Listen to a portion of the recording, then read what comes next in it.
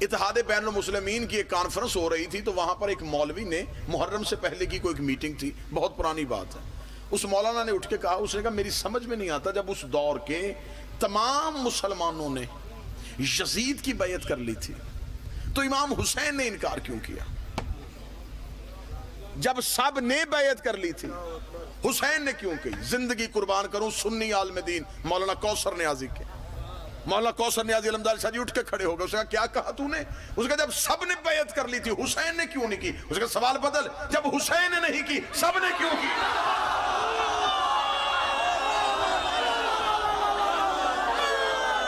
سوال یہ نہیں ہے۔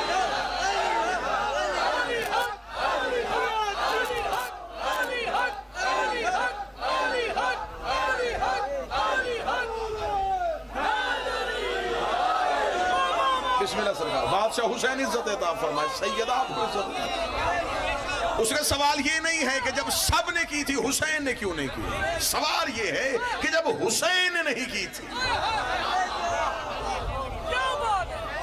سب نے کیوں کی؟ ہم نہیں دیکھتے، ہمارا شیعت کا قانون ہے، ہم نہیں دیکھتے اجماع کدھر ہے، ہم نہیں دیکھتے لوگوں کا رش کدھر ہے، ہم دیکھتے ہیں اللہ کی حجت کی۔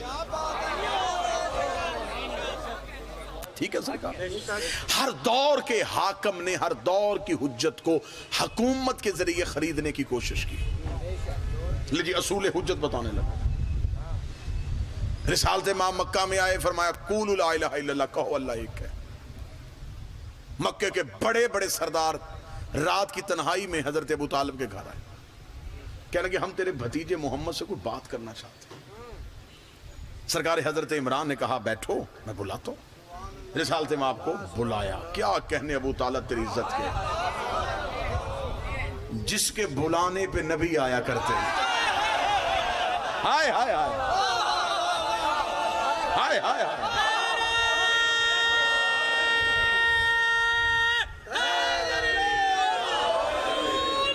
حضرت ابو طالب کو بلایا۔ میں بڑی جلدی آپ کی سوچوں سے کم وقت میں موضوع سے متصل ہونے لگا۔ حضرت ابو طالب نے کہا بیٹھو میں بلاتا ہوں۔ رسالت امام آ گئے، حضرت ابو طالب قریب کھڑے۔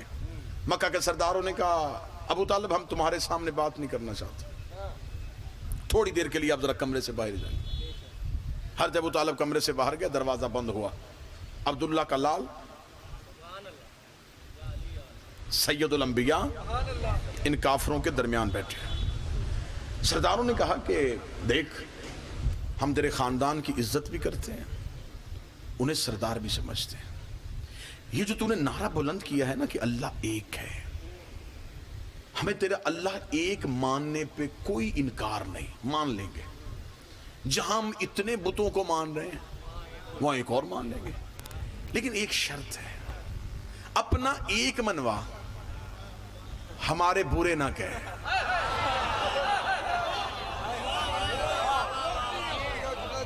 حضور ذرا دیکھیے گا، پہلے دن سے کفر کا مزاج دیکھیے گا، ذرا کفر کا مزاج دیکھیے گا۔ انہوں نے کہا جی اپنا منوا، پنجابی میں بات کہوں گا زیادہ، ساڑھیاں نو کچھ نہ آکھ، یعنی کہ اس کو اگر اردو میں ڈھالوں تو پھر یہ کہے گا کہ تولا کر،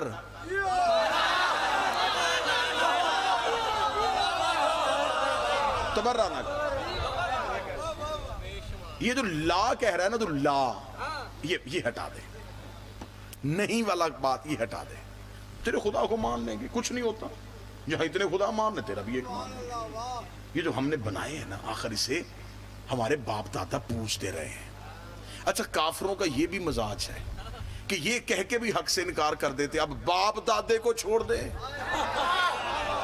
چلو دو چار بندے جو پہنچ گئے میں ان کا شکریہ ادا کرتا، میں کوشش کر رہا ہوں کہ پوری گفتگو کنائے میں ہو جائے۔ آج بھی کسی بندے سے کہہ دینا حق یہ ہے، وہ تو ٹھیک ہے لیکن باپ دادے کو چھوڑ دیں، ہمارا باپ دادا غلط تھا، تو باپ دادا تو ٹچ فون یوز نہیں کرتا تھا،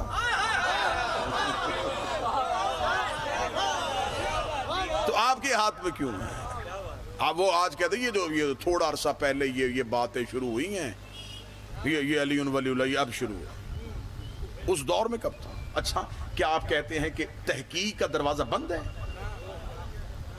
کیا تحقیق نہیں ہو رہی؟ جہاں ہر شعبے میں تحقیق ہو رہی ہے، کیا وہاں مذہب پہ تحقیق نہیں ہو رہی؟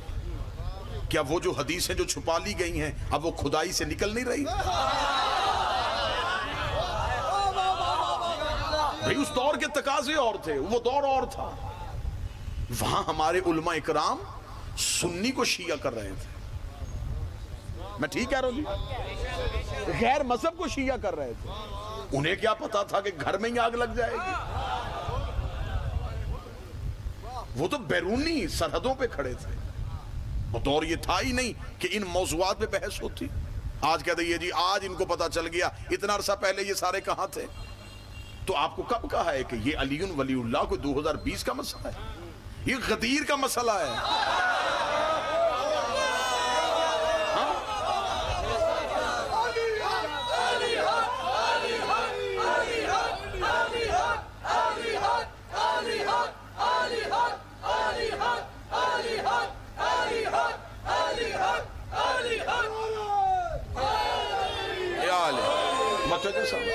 کوشش کروں کہ بڑی محبت سے پیغام پہنچ جائے، انتہائی بڑا شوگر کوٹڈ گولیاں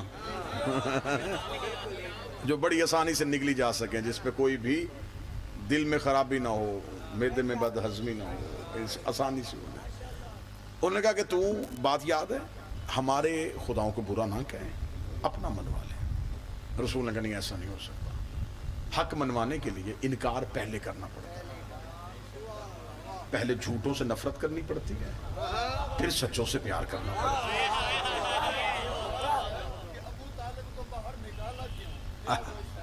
اب میں پورا منظر آپ کے سامنے پڑھنے لگا۔ اچھا انہوں نے کہا چل ٹھیک ہے، اچھا عبداللہ کا بیٹا ابو طالب کا بھتیجا، یہ بتا یہ جو تو اپنا دین منوا رہا ہے اس میں تیرا مطمع نظر کیا ہے؟ کہیں تو عرب میں حکومت تو نہیں چاہتا؟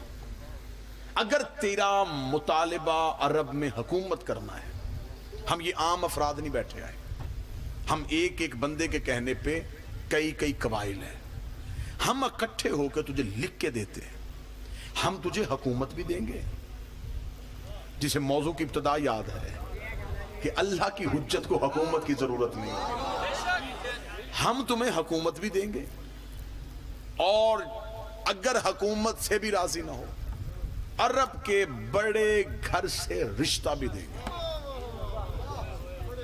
یہ شروع سے کافروں کی عادت تھی، وہ اکثر رشتے دے کے منوانے کی کوشش کیا کرتے۔